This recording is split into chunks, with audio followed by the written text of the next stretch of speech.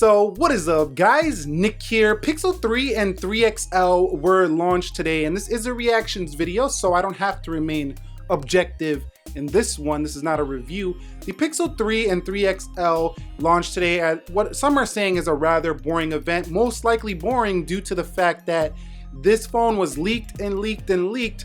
Not many people care too much about the leak of the small one, but I think a lot of people were hoping and praying that Google would not bring out a phone with a notch that was leaked like the one. But it became more and more apparent as the days that leading up to this event that was most likely going to happen. That is exactly what happened today. Now, a lot of people that I've been seeing on Twitter, commenting on YouTube, I did a couple posts today, definitely do not like this notch, saying everything from it's ugly, why would you put it there, it's useless, I'm keeping my Pixel 2 XL, the iPhone does it much better.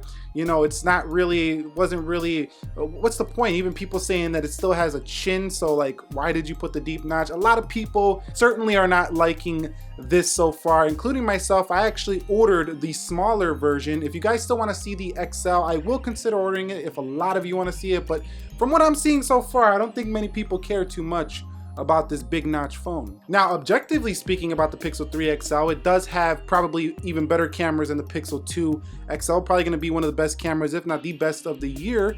And it has great front-facing cameras, 2 on the front now, that's why that notch is there.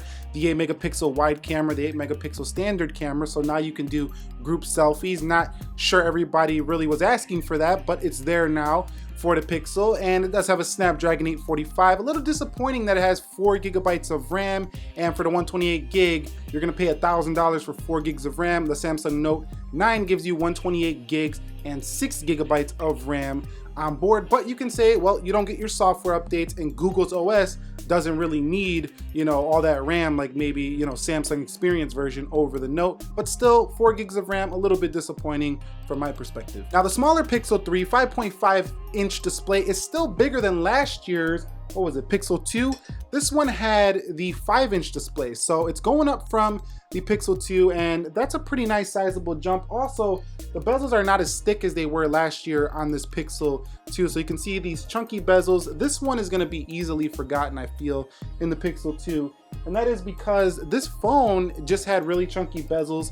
Now, the Pixel 2 XL might be missed. I don't know. Will it be missed? Let me know down below, because this one, big screen OLED panel, did have blue shift. Hopefully that doesn't happen again this year, but no notch on this device. Also, one thing I really liked about the Pixel 2 XL and 2 was how light they were, and I'm happy to report that the Pixel 3 and 3 XL are going to be also pretty light for their sizes, so that's a thumbs up there. So overall, these phones are really just offering everything you wanted from a 2018 smartphone, bringing them back up to speed with everything else was announced this year. There's no new chipset in here than any other flagship of this year. There's not really more RAM. You do get the latest version of Android. You do get 6 months of YouTube music streaming for free if you pick one up. And you also are gonna get up to, I think 2022, you get unlimited photo storage for Google Photos. So there are some benefits to buying this device. Now, discussing the cameras, they talked about how there's gonna be a better zoom on this phone. I'm really looking forward to testing that out, as the zoom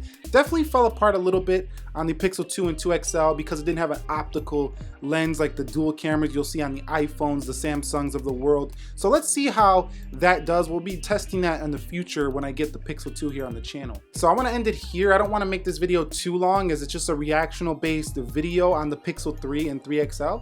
I definitely prefer the looks of this Pixel 3. This phone just looks much better to me than the Pixel 3 XL, mostly due to that deep notch. Also, you don't really need more than 5.5 inches on a smartphone to get a good experience. So I think that's gonna be plenty enough size. It's also cheaper than that device, so that's a benefit. But one thing I'm noticing is when I went to purchase this device, the trade-in values are weak compared to what Samsung's giving you for the Note 9 right now. You can get like up to $600 for your phone. I put in my LG G7 ThinQ and I think they were offering like what, like 160? I'm like, are you serious? This phone's brand new, it just came out. It's still on the market. The V series just came out, but the G7 ThinQ is a 2018 phone, less than 200? Are you serious? So they need to up those trade values as well. So overall, the Pixel 3 XL to me is pretty disappointing due to the fact that it's kind of just following the trends with the notch. It didn't introduce anything really new on the hardware front, bringing less RAM than most flagship phones. The OnePlus 6 has more RAM,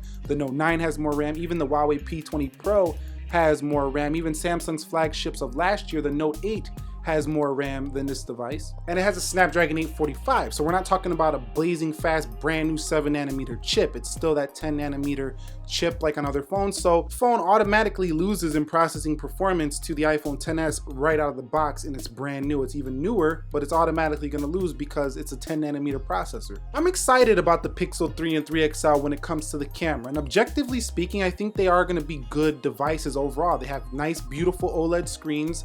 They're light and pretty big. They have nice, great cameras on the front and the rear. I'm pretty sure with Google's Android 9 Pie, the software is going to be super snappy, super fast, and going to get updated a lot. They're good phones. And I think as the Pixel series is not that old, it's only in its 3rd iteration, I think a lot of fans are looking to see Google take the next step and outdo companies like Apple and Samsung. You are, after all, the underdog here. But let's remember that Google is a software company, not a hardware company. So whether you buy a Note device, you buy a Google device, you're still on Google software. So it's a win-win for them.